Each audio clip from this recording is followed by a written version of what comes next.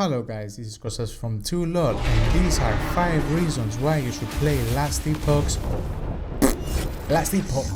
in 5 minutes. Let's go. So let's start with the number 1, and that is the campaign. There is a very important thing you should know about Last Epoch's campaign. The campaign is short if you compare it with Diablo 4, Path of Exile and especially Grim Dawn. With just a few hours of play, you can go to the endgame at around 40 level if you really want to, and your build can handle. You can access the Monolith, which is the main endgame system in the game, around 15 to 20 level. Actually, you see the endgame, but you can't survive there, of course, and you still need to do the campaign to get either slots, which are extra bonuses. No need to explain here right now in this video. Let's go to the next one, which is the Monolith. The Monolith system early on is a very interesting concept of building a resource called stability in order to play the boss and get some of its loot table drops. Each Monolith, after completing it, you get one of 3 passives to choose from that help you build your character in a way you want to. You know something, it's not only 3, but it's randomly 3 of them. You will see all of them in the next videos. It is important to note that each monolith has a boss, and that has different loot, and that monolith itself has different uniques that drop. So you can basically target farm a certain drop by doing a particular monolith. The crafting system. Crafting Last Epoch is fun. One of the best features in the game is actually crafting, in my opinion. You can choose the affixes you want in an item. When crafting, you can reroll certain affixes, mess around, do a lot of stuff, and much more on an item using glyphs and runes. Purple items or exalted items drop with a higher craftable affix, that is tier 6 or tier 7.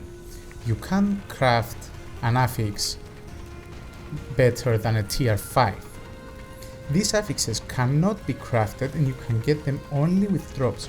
It's cool to note that there is a small chance an item can drop with more than one tier 6 or tier 7 affix, and the point of these exalted items is that you can merge them into a unique item using the forge in the end of the dungeon Temporal Sanctum.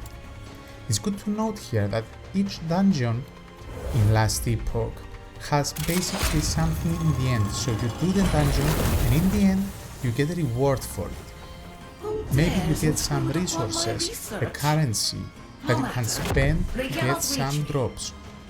Each dungeon has also a different loot table. I won't explain more about this feature, but something I want to mention is that these purple items called exalted, basically they can merge to a unique item, as I said before, that have legendary potential. So basically you get some of the affix from the purple item and you can transfer them to the unique item. This is random. Let's say an item that has 2 legendary potential and you have a purple item, 2 of the affixes on the purple item will transfer randomly to the unique item, and then that unique item becomes a legendary item.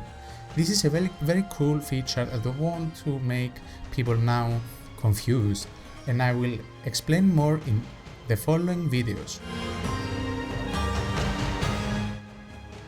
The loot filter. You have never seen a simpler, customizable loot filter than this.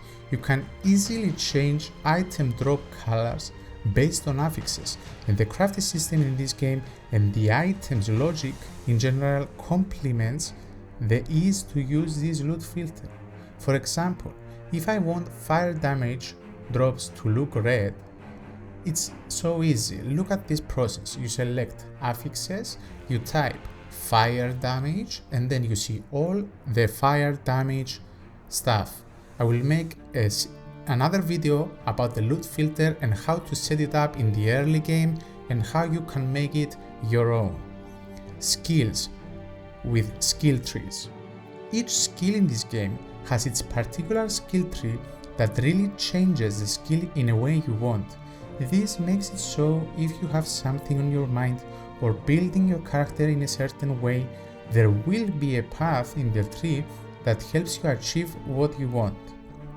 While sometimes veteran players will say that some skills may be better with other certain skills, you can still make out a pretty good build by using what you feel is right without following a certain build.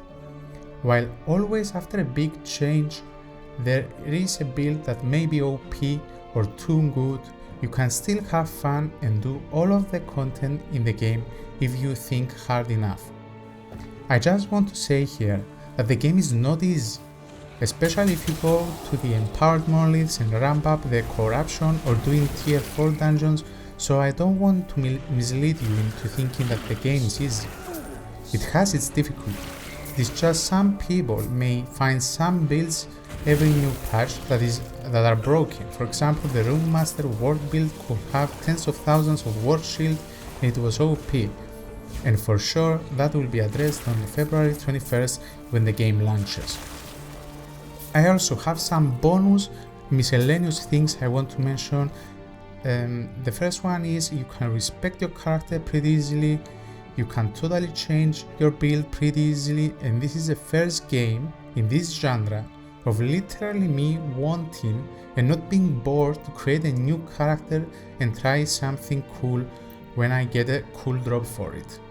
For example, if I get the 3 legendary potential drop for another class, I may start a new character to make a certain build for it. And now, on the release of the game, with the new auction house called Merchant's Guild and the new Circle of Faith that you can even more increase drop rate of certain loot you need, the game is a must play for ARPG fans.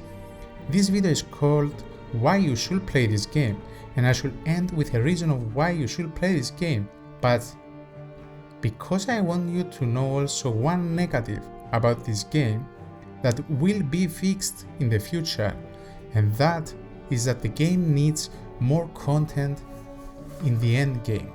For example, I said before there are some dungeons, right? I can't even imagine how cool would be if this game had like 10 more of those type of dungeons.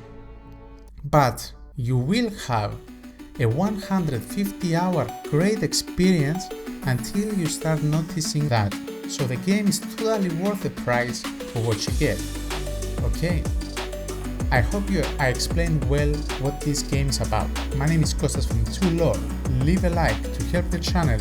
More in-depth videos coming soon. A subscribe is not necessary but appreciated, and see you in the next video.